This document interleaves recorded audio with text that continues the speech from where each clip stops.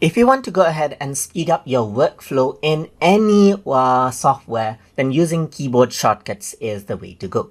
So if I were to actually go ahead and right click right here, then you can see that for cut it's Control X, for copy it's Control C, and so forth right here, just like this.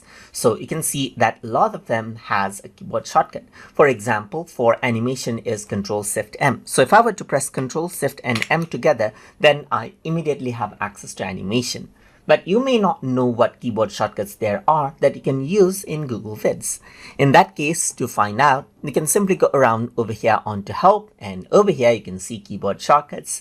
And even for keyboard shortcuts, you can see that Control/ is the keyboard shortcut. So you can go ahead right here and see the shortcut you want. Let's say, for example, if I were to go ahead and then, let's say, for example, go for slide right here, just like this, then you simply have keyboard shortcuts like grid view right here is Control Alt 1 and so forth right here.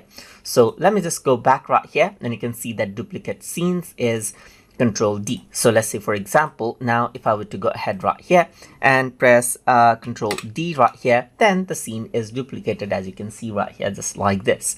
And that is how you can utilize keyboard shortcuts for efficient editing inside of Google Vids. So I hope you guys learned something as always.